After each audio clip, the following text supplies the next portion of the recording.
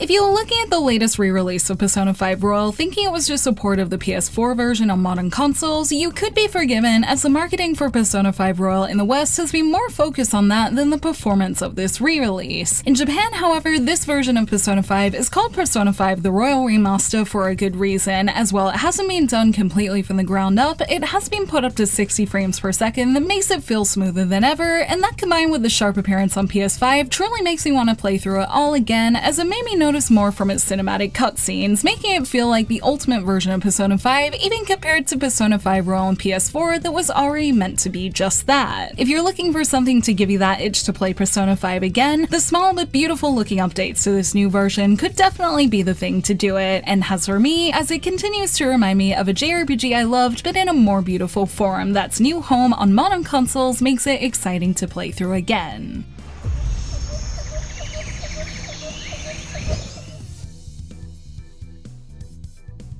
In the lead up to playing the code I received for Persona 5 Royal, I heard mumblings that there would be some small upgrades to it here and there visually, but I wasn't expecting to be hit with it immediately, with the change from 30 frames per second to 60 being obvious even from its start screen, and the newfound smoothness made it feel like an even better version of Persona 5, feeling just as smooth as what you'd expect from a newer PS5 release. Whether it's running, cutscenes, or battle, everything feels incredibly smooth in this new version of Persona 5 Royal that I played on PS5, and makes it easy to enjoy. And while I never thought it was slow, this new version felt snappy enough to make its progression feel that little bit faster in what can easily be a 100-hour plus game. And much like how I felt with Nier Automata recently, its newfound smoothness makes me want to try a whole new playthrough in this new version, as despite the fact I enjoyed Persona 5 Royal on PS4 and even got the platinum, to see it in its most perfect form would be fun in this vivid and interesting game that I really loved that has me excited to try it more in its newest form on my latest consoles.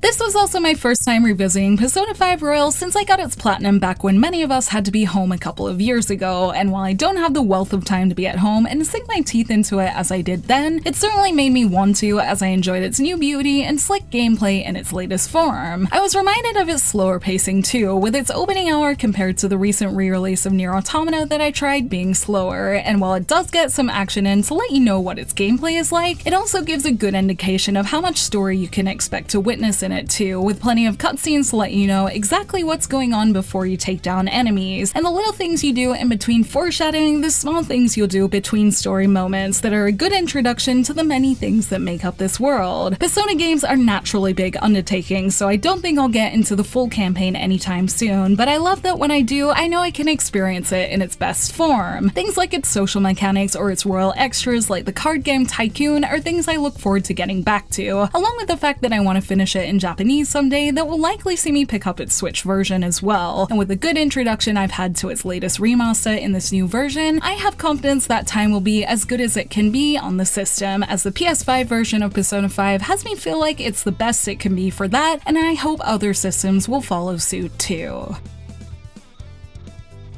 While we're spoiled for choice of things to play at the moment, if you're looking to add Persona 5 Royal to the library of your favorite modern console or to play it again in a better form, the latest version of Persona 5 Royal with its small but meaningful visual upgrade is a great way to do so. I was impressed to see it was more than just a port, with its better frame rate making the gameplay feel as good as it should on my PS5 that I tend to expect a lot from, and with this on top of apparently other little changes such as adjustments in amounts of debris or even certain awakening scenes having had adjustments, it has me excited to see what the Persona team has said is a perfect version of this game, and since this game is one of my favorites, I'm excited to enjoy all of it again at some point. If you're the same, I find it easy to recommend Persona 5 Royal in its newest form if you want to play it on PS5, Microsoft systems, or on Switch, with the latter's portability having me tempted to get that extra copy. And no matter what system you get it on, Persona 5 is still no doubt a great game, and I'm glad to see it shine its brightest in its new remaster everywhere.